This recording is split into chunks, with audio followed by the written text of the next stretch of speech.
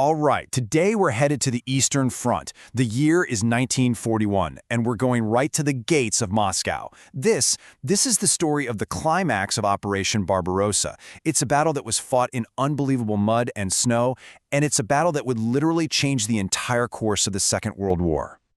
To bring it to its knees in just 5 months. I mean, just let that sink in.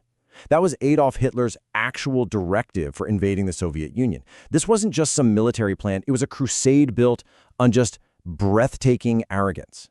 He genuinely believed that a nation spanning 11 time zones, 11, could be completely conquered before the first snows of winter even began to fall.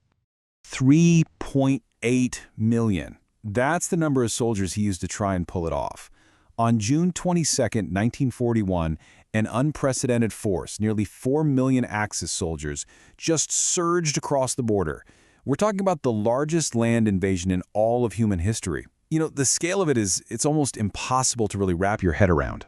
So let's talk about that initial invasion, because, wow, it really was unstoppable. You see, the first assault wasn't even a battle, really. It was more of a slaughter. The German Blitzkrieg, their famous lightning war, it just sliced through the totally unprepared Soviet defenses with absolutely terrifying speed.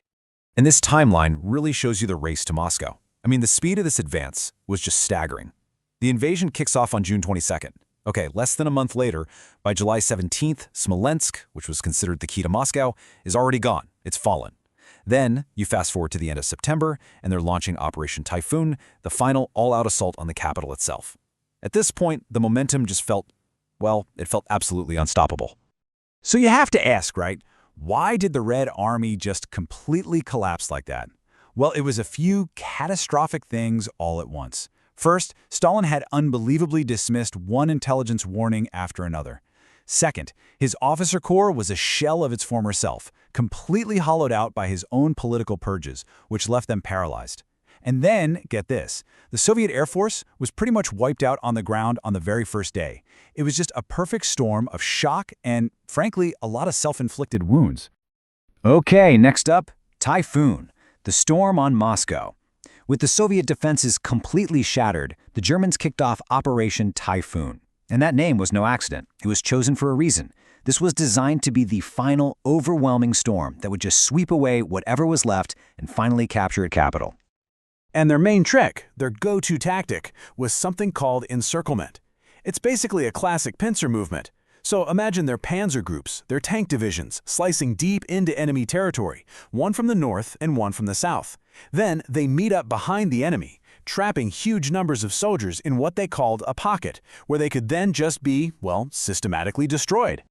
660,000. That's how many Soviet soldiers were captured at Bryansk and Vyazma in a single maneuver. The devastation of this encirclement tactic was just on full display. In one colossal move, Moscow's entire first line of defense, it didn't just break, it simply ceased to exist.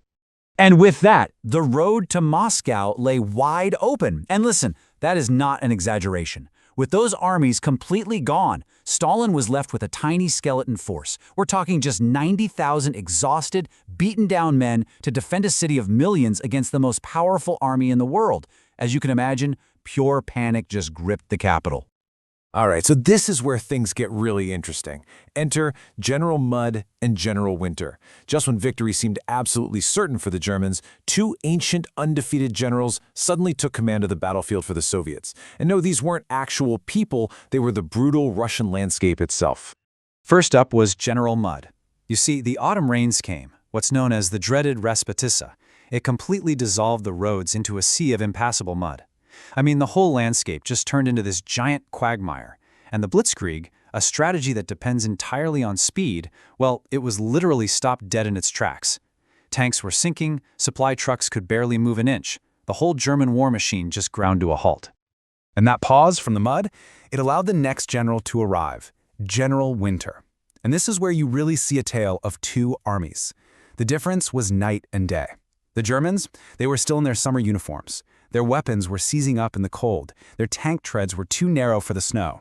The Soviets, though, they brought in fresh, winter-acclimatized troops. They had proper white coats, felt boots, and they had the legendary T-34 tank, a machine that was basically built for these exact conditions. Minus 40 degrees. Can you even imagine that? The temperatures they were facing were just inhuman. For soldiers stuck in summer gear, frostbite wasn't just a problem, it became as deadly an enemy as Soviet bullets. The cold itself had become a weapon. So now we come to the high water mark. Because despite the mud, despite that bone-shattering cold, the German army clawed its way forward in one final desperate push. In this moment, this was the absolute closest the Third Reich would ever get to total victory in the East.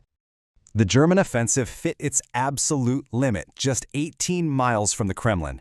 18 miles. Think about that. After a 1,000-mile campaign that had lasted for 6 months, they were right there, at the very edge of their final objective. But they were spent. They could not go one single step further. So, this brings us to one of the most famous, most persistent legends of the entire war. The big question: did German soldiers actually see the spires of the Kremlin? Did some advanced patrol really look through their binoculars and see the golden domes right there in front of them? Well, it's an incredibly powerful myth, but it's almost certainly untrue. Historians are pretty much all in agreement on this one. You have to remember, Moscow was heavily camouflaged. So what did those freezing, utterly exhausted soldiers probably see? A cruel mirage. The low winter sun glinting off of some frosted rooftops.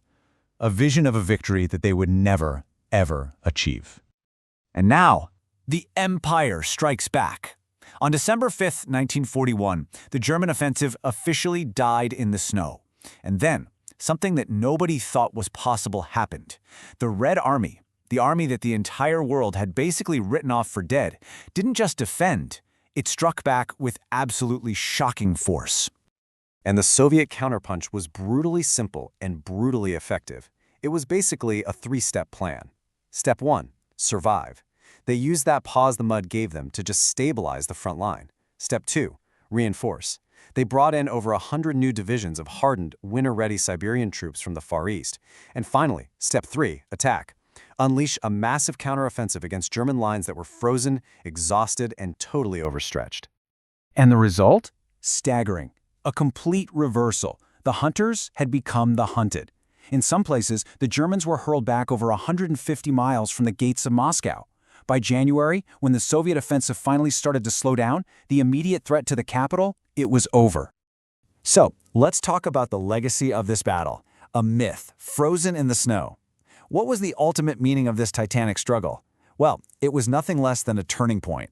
A turning point forged in mud, in snow, and with an amount of sacrifice that is almost impossible for us to comprehend today. And the human cost? Well, it was just immense. Look at these numbers.